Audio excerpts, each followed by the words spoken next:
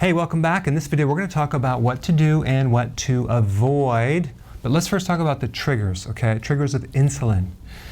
Sugar triggers insulin. You may already know that because a lot of people are into the low-carb diets, and well, that's why, because it helps you lower insulin. And I'm talking about all forms of sugar. Coconut sugar, honey, all those sugars need to be eliminated. But there are a lot of things that you can do recipe-wise to make alternative snacks and desserts. So I have a lot of videos on that, so don't feel like you're going to be deprived, okay? The best alternative sugars would be non-GMO, birch bark, xylitol, erythritol, stevia are good, monk fruit's really good. Also, you want to avoid the hidden sugars, and I'm talking about the juice, the yogurt, the bread, the pasta, the alcohol, the cereal, the crackers, the biscuits. All those definitely will increase sugar, okay? Even if it's gluten-free, it's still going to be a problem, okay? Because you're still eating the grains, which turn into sugar. MSG, monosodium glutamate. Now, they put this in a lot of places at fast food and also in the grocery store, but they hide it as in another term called modified food starch.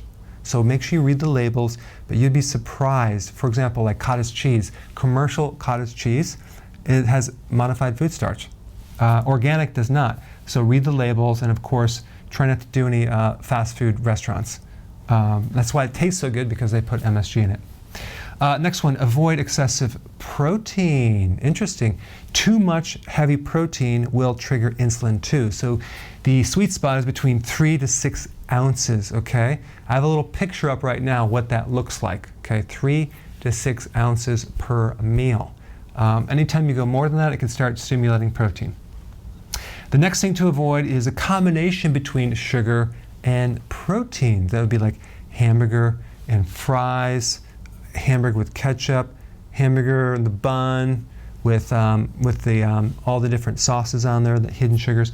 So there's so many combinations of food that people eat that they end up combining sugar and protein, which spike insulin more than double. So this is the deadly thing right here, okay? Some people ask me, what about sugar and fat? Well, yeah, that's going to be a problem. That's going to be a problem if you combine those two. So we just want to avoid sugar altogether, okay? Number 6, and this is interesting, avoid low-fat foods. Now, why? Because you may have heard the glycemic index, which is the index of all the sugars that raise blood sugar, but you may have not heard of something called the insulin index, which are all the non-carbohydrate foods that have an influence on increasing insulin as well.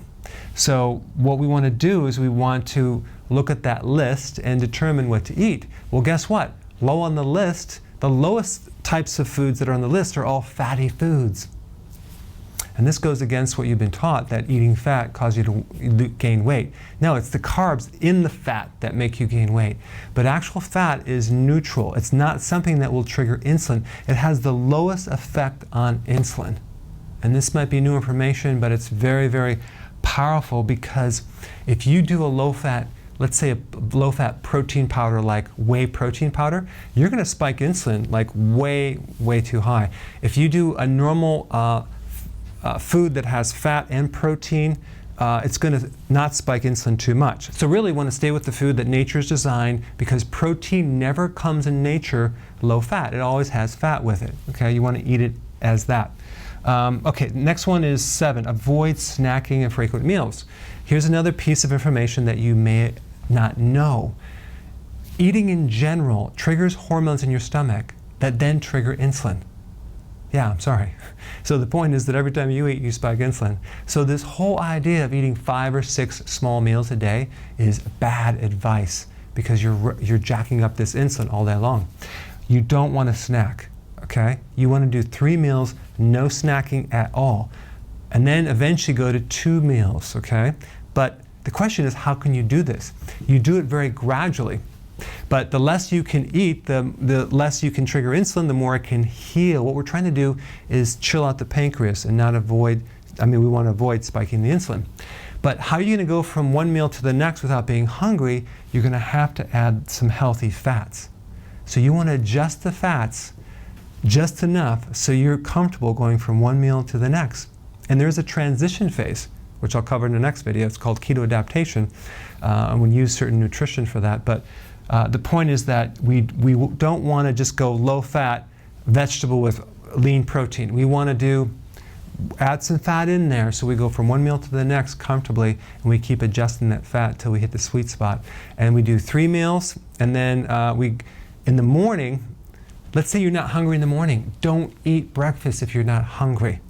So just go until you're hungry. Some people are hungry, so go ahead and eat, and then over time, gradually push your breakfast an hour later, an hour later, an hour later, until finally you're at lunchtime where you don't even eat breakfast. So you have 1 meal and then dinner. That would be called intermittent fasting. That would really help you with a lot of things, okay? The point is that frequent eating creates a problem with insulin. Intermittent fasting creates huge benefits, and we're not lowering the calories, because if you're only having 2 meals or 1 meal a day, you have to make sure you keep the calories high enough to get all your nutrition, or else you're going to starve the metabolism and then slow the metabolism. So that's intermittent fasting.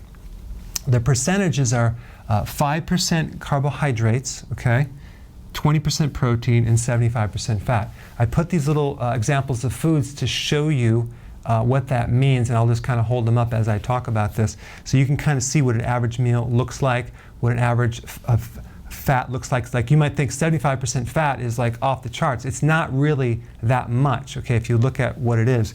And especially with the 20% protein, it's sufficient protein, it's not too much, and then 5% carbs. Okay, now one important tweak to this is you don't want to count in vegetable carbohydrates to the 5%. Okay? So if you're counting carbs and everything, you don't have to count vegetables. Why? Because vegetables have a very low sugar content. You need to avoid fruit, but not vegetables. So you can have a lot of vegetables, because we want to do that. In the next video, I'll talk about why. The point is that vegetables are necessary in large quantities, like 7 to 10 cups of salad, and at least 5 to 7 cups of actual vegetables. So you can have either or. If you're having salad, you have to have a little bit more. If you're having actual more dense vegetables, you can have a little less. But you need a lot of vegetables to get the nutrients to offset and try to heal the insulin. All right?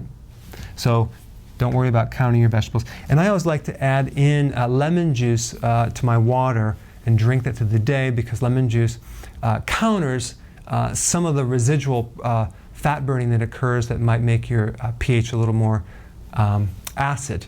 Now you might say, well, lemon's an acid, right? Yeah, but it actually helps neutralize high levels of acid, and it has certain things in there to do that. Okay, now let's go to the next video, where I'm going to talk about how to do keto adaptation, how to phase into this, and I'm going to talk about actual nutrition to help you do that. All right, see you there.